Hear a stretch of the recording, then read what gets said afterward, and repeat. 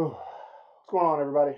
Today I'm feeling a little under the weather, so I apologize if I am not necessarily super chipper or super funny.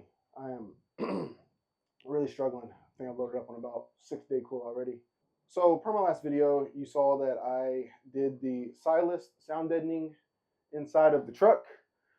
It really is kind of hard to do a full video without a DB tester, and I did not have a DB tester at the time as far as like giving a good before and after.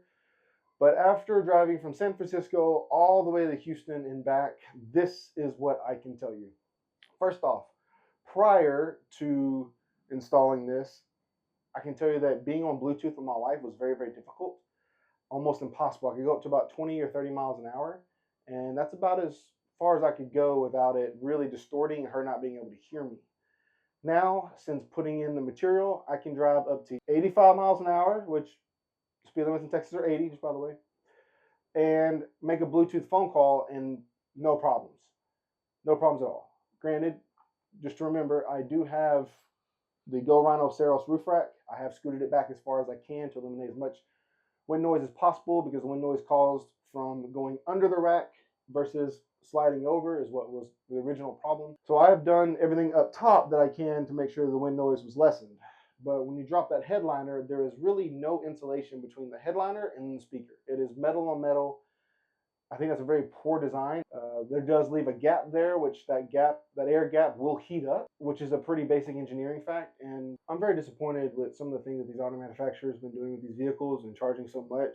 And they're really cutting back on a lot of the functional items that are very cheap to do that would really enhance the user experience of the purchaser.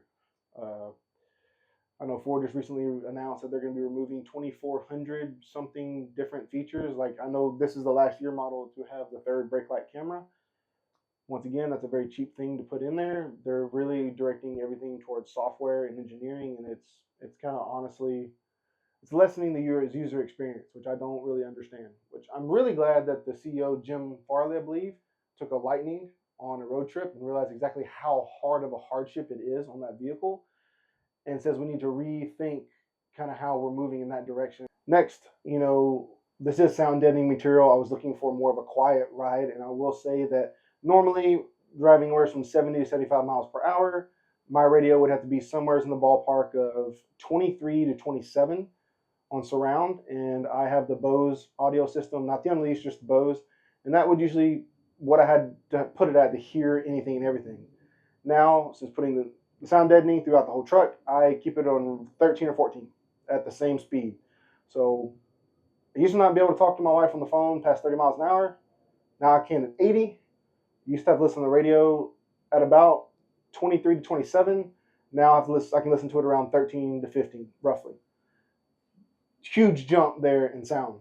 Once again, sorry guys, I'm really under the weather, but I feel like this is really good information that I really would like to put out. Next, I would like to talk about the thermal benefits to having this inside the truck.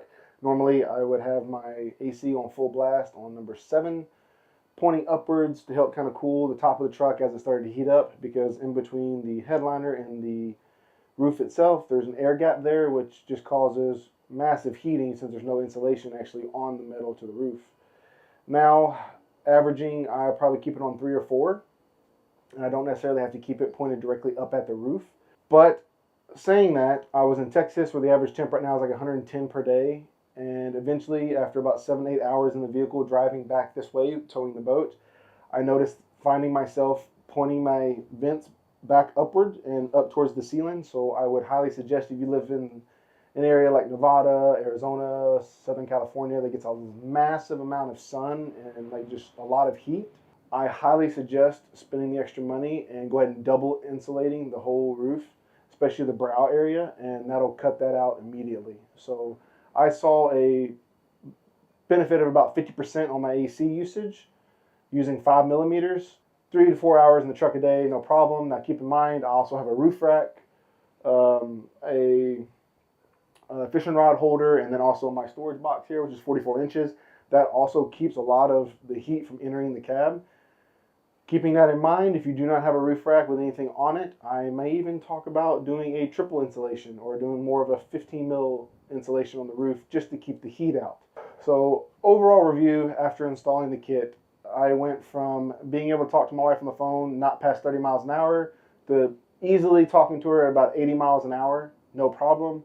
I went from having my music on about 23 to 27 when driving down the road. Now I only need to keep it on between 13 to 14. And then I'm about 50% of my normal AC usage when it comes to like how high I have my fans up.